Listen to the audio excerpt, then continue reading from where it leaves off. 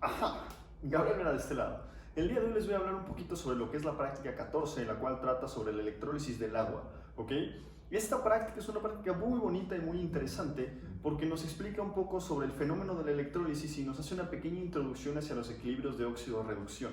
En esta práctica se debe haber utilizado un poquito pues lo que es el aparato de Hoffman y una fuente de poder para poder generar la electrólisis. Recordemos varias cosas, y una es que el agua pura no conduce la electricidad. Lo que permite que conduzca la electricidad son los iones que se encuentren disueltos en ella. Como tal, el agua pura no conduce la electricidad. Así que se necesita, para poder tener la electrólisis, es decir, el rompimiento del agua por acción de la electricidad, ¿vale? Se necesita tener un medio o algo que permita la conducción eléctrica, es decir, una sal que sea inerte, iones, una fuente de iones que sea inerte. En este caso y para esta práctica se hubiera utilizado sulfato de sodio. ¿Por qué? Porque en el caso del potencial redox del sodio y de los sulfatos son tan grandes en valor absoluto que para los potenciales con los que vamos a estar trabajando, cualquier reacción con ellos no es posible. Entonces el sodio no se va a descomponer a sodio metálico, lo cual sería extraño, ni los sulfatos van a pasar a formar alguna otra especie. ¿Okay? Entonces es una sal cuyo catión y anión son relativamente inertes para las condiciones para las cuales vamos a estar trabajando. Dicho de esa manera, ni el sulfato ni el sodio van a estar reaccionando, solo permiten el transporte de carga a través del agua, ¿okay? Permiten la conducción eléctrica, pero no permiten nada más, ¿okay? No están reaccionando, ¿vale? Entonces, en esta práctica tenemos nuestro aparato de Hoffman, el cual lo pueden imaginar como un tridente. Lo voy a dibujar aquí, no soy buen dibujante, discúlpenme, ¿ok? Pero tiene pues algo parecido a esto.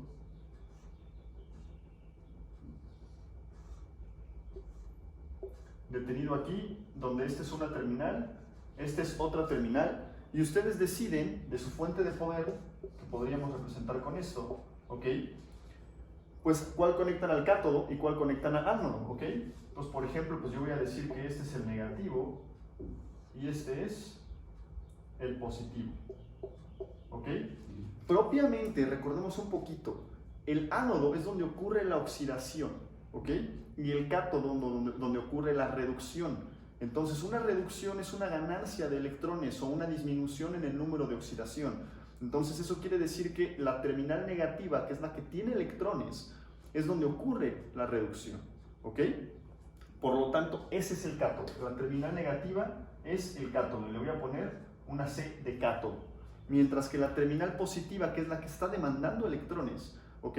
Recuerden que los electrones son negativos, entonces va a haber una atracción coulombica muy importante ahí, es donde ocurre la oxidación. Entonces la terminal positiva será el ánodo. Le voy a poner una A de ánodo, ¿ok? Si les cuesta un poquito de trabajo recordar esto, bueno, a mí unos años le enseñaron cuando estaba creo que en la secundaria o en la prepa tal vez, que dicen que las ranas le hacen croa, ¿no? Entonces pues yo tengo C-R-O-A, croa, como le hacen las ranas. En el cátodo ocurre la reducción y en la oxidación ocurre en el ánodo, ¿ok? ¿Vale? U otra manera de aprendérselo es vocal con vocal y consonante con consonante, las iniciales. Ánodo es una vocal, oxidación es una vocal, ánodo y oxidación. Cátodo I es una consonante y reducción R es una consonante. Entonces, pues es otra manera de aprendérselo, ¿vale? Entonces, al menos así como está definido mi sistema, este sería más o menos un sistema, un aparato de Hoffman, donde yo vierto una disolución de sulfato de sodio en agua, más o menos 0.1 o 0.5 molar, no se necesita mayor concentración para los fines que se van a trabajar. Y una vez que se enciende el aparato de Hoffman, comienza la reacción, ¿vale? Entonces, en el cátodo, donde ocurre la reducción, está pasando esta reacción, donde el agua se está reduciendo a hidrógeno y formando iones hidroxilo, ¿ok? Mientras que en el ánodo donde está ocurriendo la oxidación, está ocurriendo la reacción que estoy ejemplificando aquí abajo, ¿ok? Donde el agua se oxida para dar oxígeno elemental y liberar protones, ¿vale?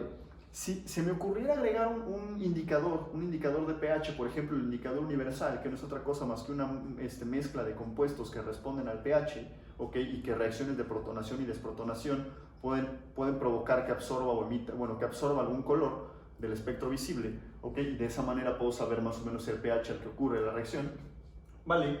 Pues si yo le agrego un indicador de pH y homogenizo la solución y repito la reacción, pues yo me estaría dando cuenta que en el cátodo, ¿okay? Que es donde está ocurriendo la reducción, tengo un pH básico, porque estoy liberando hidroxilos. Entonces, al menos para el caso del indicador universal, esta terminal empezaría a ponerse azul, ¿okay? Para el indicador universal, ¿okay? Azul oscuro. Mientras que en el ánodo, donde ocurre la oxidación, estoy liberando protones. Entonces debería de ponerse de un naranja o rojizo, ¿okay? Naranja o rojo, ¿okay?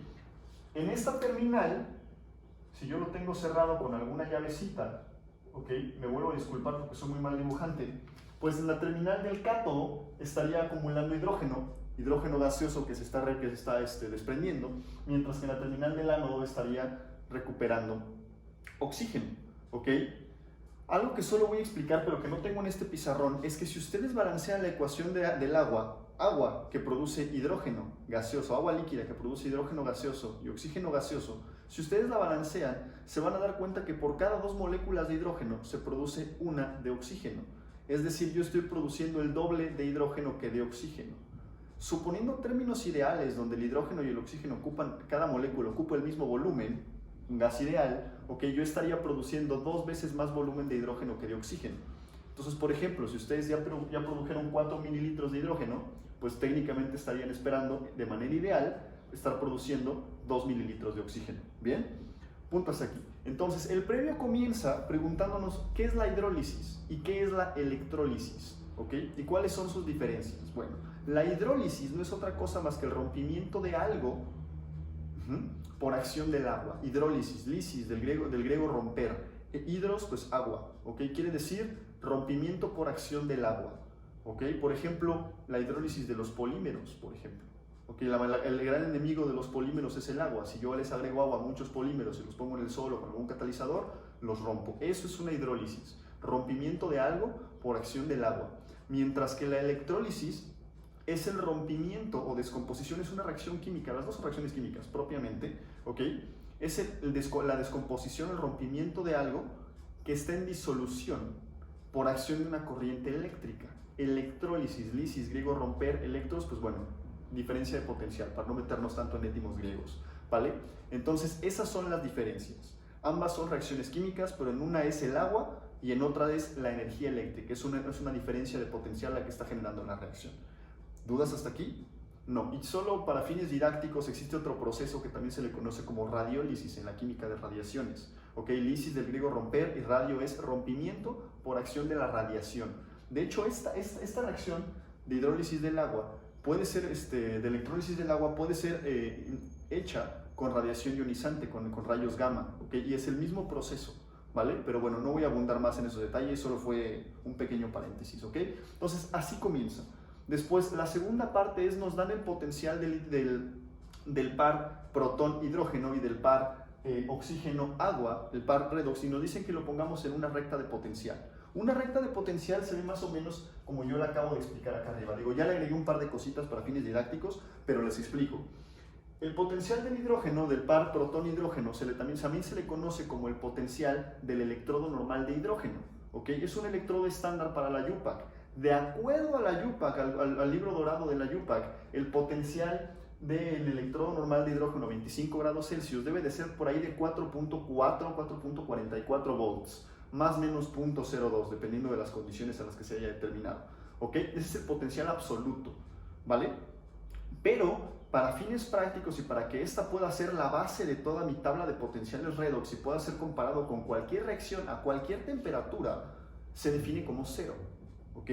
Entonces siempre que a ustedes les pidan el par del electrodo normal de hidrógeno o del par protón-hidrógeno, que es lo mismo, ¿ok? Que es un electrodo heterogéneo, por cierto, ¿ok? O sea, tengo una disolución acuosa y un gas, ¿ok? Hidrógeno, ¿vale? Pues es cero, ¿ok? Entonces el potencial del electrodo normal de hidrógeno para fines comparativos se define como cero a cualquier temperatura. Nótese que estos potenciales están calculados, ¿ok? O están determinados experimentalmente a una temperatura. ¿Por qué? Recordemos constantes de equilibrio, ¿ok? Acuérdense que una constante de equilibrio se puede afectar, una reacción al final del día, principio de Le Chatelier, se puede afectar por la temperatura. Estas no son la excepción, entonces por eso están a una temperatura.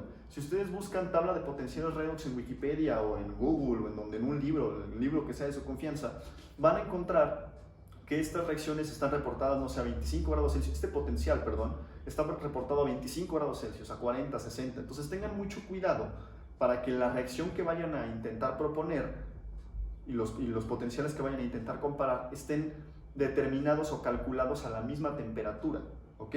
Entonces estos están a 25 grados Celsius. Este es 0 siempre y este, el del agua, el del oxígeno agua, es 1.23. ¿Cómo se construye una recta de potencial? Internacionalmente la convención es que arriba van los oxidantes, es decir, especies que son susceptibles a atrapar electrones de otras especies, es decir, oxidan a otras especies. Y abajo van los reductores, es decir, especies que tienden a donar electrones y reducen a otras especies, ¿vale? Entonces, acá arriba son oxidantes y aquí abajo reductores. La fuerza de un oxidante aumenta hacia la derecha, es decir, si nos pidieran encontrar cuál es el oxidante más fuerte, será aquella especie que se encuentre arriba, ok, acuérdense que arriba son los oxidantes, cuyo potencial sea más positivo, ok, mientras que los reductores, que son los que donan electrones, serán las especies químicas que se encuentren abajo a la izquierda de mi tabla de potenciales, bueno, de mi recta de potenciales, ok, ¿vale? Entonces, ¿cómo saber quién es el oxidante y quién es el reductor? Otra manera de, ¿cómo podré decir?, de referirme a un oxidante o un reductor es especie oxidada arriba y especie reducida abajo. ¿Ok? Oxidado, mayor número de oxidación; reducido, menor número de oxidación. En este caso, para el par de protón-hidrógeno, pues el protón tiene el estado de oxidación más 1, mientras que el hidrógeno es 0. El que tiene el estado de oxidación más alto es el oxidante, va arriba. Para el caso del oxígeno-agua, estoy comparando al oxígeno. En el agua, el estado de oxidación del oxígeno es menos 2. Mientras que en el oxígeno elemental es 0. El que tiene el estado de oxidación más alto es 0, es el oxígeno elemental, es el oxidante, y va arriba, mientras que el reductor va abajo. Y así es como se construye, ¿vale? Entonces, la reacción espontánea será aquella entre el oxidante más fuerte y el reductor más fuerte. Esa es la reacción más cuantitativa propiamente, y tal vez la más, y bueno, no tal vez, realmente también la más espontánea, no necesariamente más rápida. Ok, o sea, hablar de una reacción espontánea o de la espontaneidad de una reacción, que es energía libre de Gibbs o energía libre de Helmholtz, ok, dependiendo de si es presión o volumen constante, ¿vale? No me dice absolutamente nada sobre la rapidez de una reacción, ¿vale? Eso ya depende de la cinética y no me voy a meter en este momento con eso, ¿vale? Entonces, la pregunta es, con estos pares, ¿cuál es la reacción espontánea? ¿Ok? El oxidante más fuerte, que es el oxígeno, con el reductor más fuerte, que es el hidrógeno, ¿vale? A partir de aquí nosotros podemos calcular el delta G, que es nuestro criterio de espontaneidad para una reacción, ¿ok? Al menos a presión constante. Entonces, delta G no es otra cosa más que menos la cantidad de electrones intercambiados, la constante de Faraday y la diferencia de potencial. La diferencia de potencial se calcula como la especie reducida menos la especie que se oxida, ¿ok? Cátodo menos ánodo, de otra manera. Entonces, en este caso, si yo intento calcular, por ejemplo, esta ecuación donde reacciona el oxígeno con el hidrógeno, la especie que se está reduciendo es el oxígeno, porque está pasando de oxígeno 0 a oxígeno menos 2. Esta sería la reacción del oxígeno. Es 1.23. ¿Vale? Mientras que la especie que se oxida es el hidrógeno, que está pasando a protones, ¿ok? O sea, pasan a su especie opuesta. Esta diferencia sería 1.23 y al sustituirla me quedaría que para menos para la reacción con pendiente positiva el delta G es menor a 0, es decir, es una reacción espontánea. Pero si yo invierto la reacción e intento hacer que los protones reaccionen con el agua para dar oxígeno elemental e hidrógeno elemental, me voy a dar cuenta que el signo de mi diferencia de potencial cambia. Por lo tanto, el signo de mi delta G también cambia y la reacción ya no es espontánea. ¿Ok? Dicho en términos más simples, si ustedes tienen correctamente armado una recta de potencial, las reacciones posibles son aquellas entre especies en lados opuestos de la línea, o sea, arriba y abajo, que tengan una flecha con pendiente positiva, o sea, que sea ascendente. Esto es para redox. Para ácidos y bases se define al revés, entonces tiene que tener pendiente negativa. No me meto más en eso, después hablo de eso, ¿vale? Entonces, esta es la manera en la que ustedes pueden determinar la espontaneidad de una reacción redox. Delta G no es otra cosa más que menos NF, constante de Faraday, por la diferencia de potencial en volts. ¿Dudas hasta aquí? ¿No? Continuamos. Ajá. Esto ha sido prácticamente todo por hoy. Solo restan 2 preguntas por responder, que son las preguntas del cuestionario final, y una de ellas es: ¿cuáles son las especies que están reaccionando en el aparato de Hoffman? Recordemos, como les mencionaba al inicio, que tanto el ion sodio como el anión sulfato solo son especies químicas que están permitiendo el transporte de carga, ¿ok? Es decir, no están reaccionando, porque al menos para los potenciales con los que estamos trabajando son inertes. Si subiéramos el potencial o modificáramos el potencial, tal vez podrían reaccionar, pero para fines de esta práctica no están reaccionando. Entonces, ¿cuáles son las especies que están reaccionando? Pues propiamente el agua, los protones y los hidroxilos, que son los que se encuentran en mis ecuaciones químicas de reducción y de oxidación, ¿vale? Y después, la última de las preguntas es: ¿en qué dirección o en qué sentido se desplazan las cargas dentro de mi aparato de Hoffman? ¿Ok? Solo voy a poner un ejemplo: el ion sodio, que es positivo, y el ion sulfato, que es negativo, ¿ok? Repulsiones y atracciones coulombicas. Los opuestos se atraen y los iguales se repelen. Si el sodio es positivo, naturalmente va a ser repelido del ánodo y va a moverse hacia el cátodo, ¿ok? Mientras que el sulfato, que es negativo, va a ser repelido del cátodo y atraído hacia el ánodo. Y lo mismo con el resto de las especies iónicas que se puedan encontrar en esa disolución. Mi nombre es Gabriel Vera y espero que les haya gustado. Cualquier duda que tengan, por favor, escríbanme un correo o déjenlo en la caja de comentarios. Y por favor, como siempre, sean felices.